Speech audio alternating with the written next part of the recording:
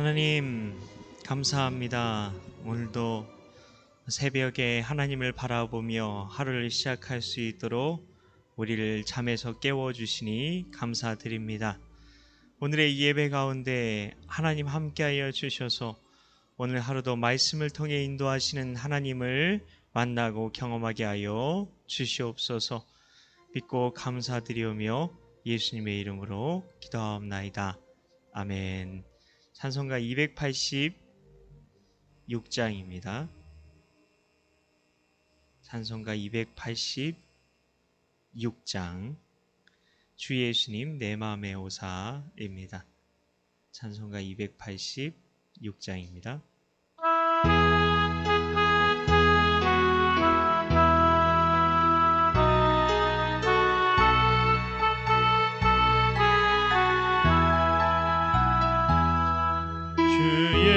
주님 내 맘에 오사 날 붙들어 주시고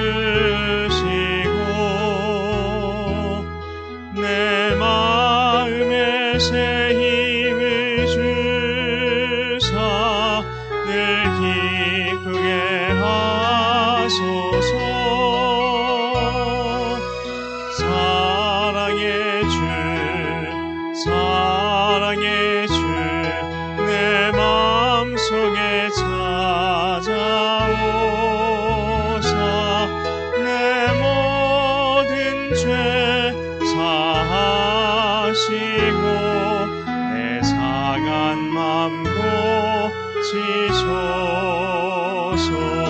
주 예수님 내 맘에 오사 내 소원 다하시고 내 무거운 짐 맡아주사 참 평안을 주소서. 사랑의 주 사랑의 주 내 마음속에 찾아오사 내 모든 죄 사하시고 내 상한 맘 고치소서. 주 예수님 내 맘에 오사 날 정결케 하시고 은혜를 내 맘을 채워 늘 충만케 하소서. 사랑의 주 사랑의 주 내 마음속에 찾아오사 내 모든 죄 사하시고 내 상한 맘 고치소서. 주 예수님 내 맘에 오사 내 길 인도하시고 주 성령을 내 맘에 채워 늘 충만케 하소서. 사랑의 주 사랑의 주 내 마음속에 찾아오사 내 모든 죄 사하시고 내 상한 맘 고치소서. 아멘. 하나님 말씀은 예레미야서 8장입니다. 8장 18절부터 9장 6절까지의 말씀입니다. 제가 가진 성경으로 구약성경 1064쪽입니다. 예레미야서 8장 18절부터 9장 6절까지 한 목소리로 봉독하겠습니다. 슬프다 나의 근심이여 어떻게 위로를 받을 수 있을까? 내 마음이 병들었도다. 딸 내 백성의 심히 먼 땅에서 부르짖는 소리로 다 여호와께서 시온에 계시지 아니한가? 그의 왕이 그 가운데 계시지 아니한가? 그들이 어찌하여 그 조각한 신상과 이방의 헛된 것들로 나를 경노하게 하였는고 하시니 추수할 때가 지나고 여름이 다하였으나 우리는 구원을 얻지 못한다 하는도다. 딸 내 백성이 상하였으므로 나도 상하여 슬퍼하며 놀라움에 잡혔도다. 길르앗에는 유향이 있지 아니한가? 그곳에는 의사가 있지 아니한가? 딸 내 백성이 치료를 받지 못함은 어찌 됨인고? 어찌하면 내 머리는 물이 되고 내 눈은 눈물의 근원이 될꼬? 죽임을 당한 딸 내 백성을 위하여 주야로 올리로다. 내가 광야에서 나그네가 머무를 곳을 얻는다면 내 백성을 떠나 가리니 그들은 다 간음하는 자요 반역하는 자의 무리가 됨이로다. 여호와의 말씀이니라. 그들이 활을 당김같이 그들의 혀를 놀려 거짓을 말하며 그들이 이 땅에서 강성하나 진실하지 아니하고 악에서 악으로 진행하며 또 나를 알지 못하느니라. 너희는 각기 이웃을 조심하며 형제든지 믿지 말라. 형제마다 완전히 속이며 이웃마다 다니며 비방함이라. 그들은 각기 이웃을 속이며 진실을 말하지 아니하며 그들의 혀로 거짓말하기를 가르치며 악을 행하기에 지치거늘 내가 사는 곳이 속이는 일 가운데에 있도다. 그들은 속이는 일로 말미암아 나를 알기를 싫어하느니라. 여호와의 말씀이니라. 아멘. 새벽 예배에 자리에 나오신 여러분 모두에게 주님의 은혜가 가득하시길 축복합니다. 오늘 말씀에서 중요한 부분은 18절에 나오는 나의 마음입니다. 나의 마음. 나의 마음. 여기서 마음이라는 건 심장을 뜻하기도 합니다. 예레미야 선지자는 심장이 아플 정도로 그 마음이 힘든 겁니다. 그래서 마음이 병이 들 지경이라는 겁니다. 왜 예레미야가 이렇게 고통스러워하고 있습니까? 19절에 나오는 딸 내 백성이 심히 먼 땅에서 부르짖고 있었기 때문입니다. 여기서 딸 내 백성이라는 말은 하나님이 하신 말씀이 아닙니다. 예레미야가 한 말이었습니다. 그만큼 예레미야는 유다 백성들을 사랑했던 거죠. 그러니 마음에 병도 생긴 겁니다.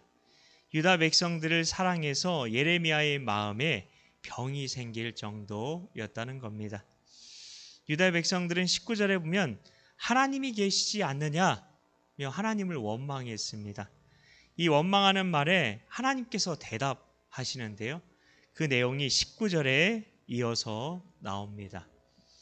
조각한 신상과 이방의 헛된 것들로 하나님을 진노하시게 했다는 겁니다. 조각한 이 신상과 이방의 헛된 것들은 그들이 우상숭배를 했다는 말씀이죠. 우상숭배 때문에 이런 일을 겪고도 유다 백성들은 자신들의 죄에 대해서 알지 못했다는 겁니다. 20절에서 추수 때가 지나고 여름이 다하였지만 구원을 얻지 못했다. 이 말은 유다 백성들이 한 말입니다. 왜 그들이 이런 말을 하고 있습니까? 왜 그들이 이런 말을 하고 있습니까? 추수 때, 여름, 이게 구원이랑 무슨 상관이 있습니까? 구원이라는 말은 영혼의 구원만을 말하지 않습니다. 문제 해결을 받는 것도 구원이라는 말에 포함이 됩니다. 그 의미가. 그들은 지금 먹을 게 없는 거죠. 그들이 생각하는 구원은 그냥 먹을 거, 당장에 문제가 해결되는 게 그들에겐 구원이었다는 말인 겁니다. 그들은 지금 먹을 것이 없으니까 먹을 것을 하나님이 조금이라도 추수하게 하실 줄 알았는데 먹을 것도 없다는 거죠. 완전한 절망인 겁니다. 예레미야는 21절에서 딸 내 백성이 상하였다는 말을 하고 있는데요. 이것은 완전히 깨어져서 파괴되었다는 뜻입니다.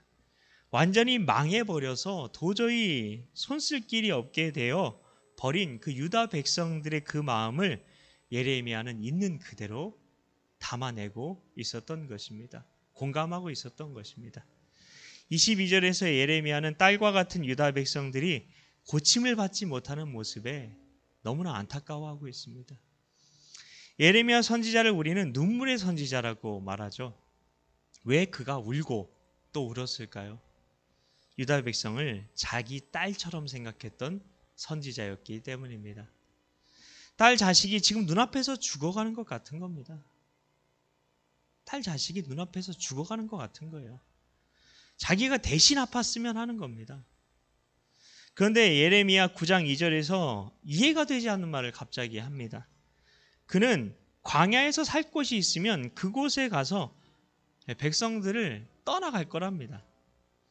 왜냐하면 이 백성들은 간음하는 자, 반역자이기 때문이랍니다. 사랑하면, 정말 사랑하면 곁에 머물러야 되는 거 아닙니까? 어떻게 그럼 그가 눈물의 선지자입니까? 그들이 하나님께로 돌아오도록 목숨 걸고 여호와께로 돌아오라고 외쳤어야 되는 거 아닙니까? 왜 도망칠 궁리만 하는 것 같습니까? 라는 질문이 당연히 들어야 되는 겁니다. 우리가 여기서 알아야 되는 게 있는데요. 우리가 흔히 쓰는 말로 죄는 미워하되 누구는 미워하지 말라고 말합니까? 네, 그렇죠. 사람은 사랑하되 죄는 미워하라는 뜻이죠. 예레미야가 그랬던 겁니다. 오해하면 안 됩니다. 이스라엘 백성들은 너무 사랑했어요. 근데 죄는 너무 미운 겁니다. 우리가 병에 걸린 자식을 괴롭게 하는 병이 너무 미운 것처럼요. 그가 선지자가 되었던 이유가 무엇이었습니까? 죄에 대해서 하나님의 눈으로 볼 줄 알았기 때문이었습니다. 그 가운데 유일하게 예레미야만 죄를 하나님의 눈으로 볼 수 있는 사람이었습니다. 그래서 유다 백성들이 하나님께 짓는 그 죄가 너무나 미웠던 겁니다.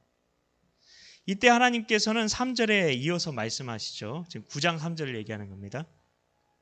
하나님께서 유다 백성들을 책망하신 그 죄의 핵심 단어가 4절, 5절에 나오는데요.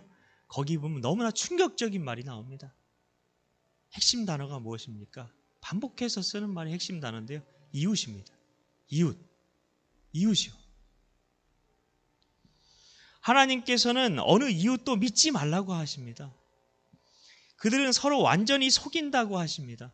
뭐 너무 극단적인 거 아닌가? 왜냐하면 완전히 속인다고 얘기를 하니까 그렇게 생각될 수 있지만 오죽하면 하나님께서 심판하셨을까 생각해야 되는 거죠. 오죽하면.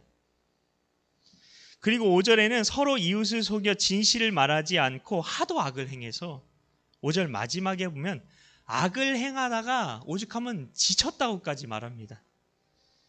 유다 백성들이 저지르고 있던 죄에 대해 반복해서 말씀하고 계신 게 있는데요. 그게 이웃을 속이는 겁니다. 이웃을 속이는 겁니다. 사랑해야 될 이웃을 속이고 등쳐먹고 이용해 먹는 거죠. 그래서 그들이 6절에서 하나님 알기를 싫어하고 우상에게 그것 때문에 하나님 알기를 싫어하고 우상에게 간다는 겁니다. 왜냐하면 하나님은 이웃을 사랑하고 이웃에게 늘 진실하라고 말씀하시니까요. 이웃을 어떻게 하라고 말씀하십니까? 예레미야서 9장 18절 제가 봉독해 드리겠습니다. 원수를 갚지 말며 동포를 원망하지 말며 내 이웃 사랑하기를 내 자신과 같이 사랑하라. 나는 여호와이니라. 이웃 사랑하기를 어떻게까지 하라고 말씀하십니까? 내 자신과 같이 하라. 내 자신과 같이 하라 말씀하십니다. 그래서 오늘 말씀의 결론, 그게 뭘까요? 9절 말씀에 유다 백성들이 이 모양 이 꼴이니 내가 심판하지 않을 수 있겠느냐? 그 말씀 하나님이 하시면서 오늘 말씀의 결론이 내려집니다. 왜 그럼 그들은, 마지막으로 살펴보고 싶은 게 있는데요. 왜 그럼 그들은 이렇게 서로 속이게 됐을까요? 속이는 건 다른 게 아닙니다. 위선적인 모습으로 사는 게 서로 속이는 거 아닙니까? 위선적으로 사는 거예요. 속은 안 그러면서 겉으로만 친절한 것도 위선입니다. 서로가 서로를 믿지 못해서 서로 가면을 쓰죠. 이런 모습이 우리에게도 있을 수가 있다는 겁니다. 그것 때문에 성도가 마음을 서로 열지 못하고 서로 사랑하지 못하는 거예요. 서로 위선적이기 때문에, 겉과 속이 다르기 때문에. 지금 세상은 어느 누구도 서로가 서로를 믿지 못하죠. 서로가 서로를 속입니다. 부모가 자식을 믿지 못하고, 부모가 자녀를 잘 양육해 줄 거라고 믿을 수도 없는 시대가 되었습니다. 그리고 어떤 사람과 결혼을 해야 할지 그것도 서로를 믿을 수도 없는 시대를 우리는 살고 있습니다. 이런 때 교회가 어떻게 해야 하겠느냐는 겁니다. 하나님의 관심은 세상이 아닌 교회입니다. 교회입니다. 세상이 그런 건 어쩔 수 없다고 할 수 있는데 교회는 서로 진실해야 되지 않겠습니까? 서로 가면 쓰고 서로를 속이는 게 아니라 서로 마음 열고 이웃을 자신처럼 사랑하기 위해 자신을 쳐서 복종시키며 기도해야 되는 것 아니겠습니까? 하나님은 늘 이웃을 내 몸처럼 사랑하라고 말씀해 오셨습니다. 역사가 시작된 이래로 하나님께서는 이웃을 사랑하라는 말씀을 멈추신 적이 없다는 겁니다. 그런데 우리가 그 말씀만 듣고 싶지 않은 거죠. 그래서 하나님을 떠나고 우상에게로 가는 겁니다. 이런 하나님을 나는 정말 마음으로 사랑하십니까? 아니면 이런 하나님이기 때문에 불편해서 이렇게 계속 얘기하니까 양심에 가책 주고 부담 주고 그런 하나님이어서 불편해서 하나님과 거리 두고 싶지 않으십니까?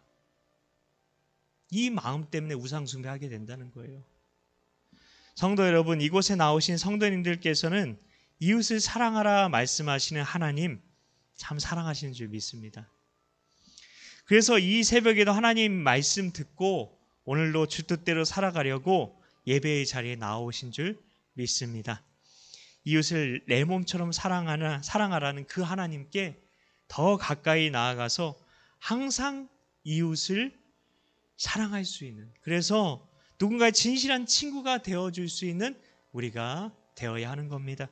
그런 우리에게 하나님께서 하나님을 더 알아가게 하시고 그런 자에게 주시는 은혜와 축복으로 가득 채워주실 줄 믿습니다. 우리 같이 주님과 주신 주기도문으로 새벽 기도회를 마치겠습니다. 하늘에 계신 우리 아버지, 아버지의 이름을 거룩하게 하시며 아버지의 나라가 오게 하시며 아버지의 뜻이 하늘에서와 같이 땅에서도 이루어지게 하소서. 오늘 우리에게 일용할 양식을 주시고 우리가 우리에게 잘못한 사람을 용서하여 준 것 같이 우리 죄를 용서하여 주시고 우리를 시험에 빠지지 않게 하시고 악에서 구하소서. 나라와 권능과 영광이 영원히 아버지의 것입니다. 아멘. 각자 가지고 나온 기도 제목 가지고 기도하시다가 돌아가시겠습니다.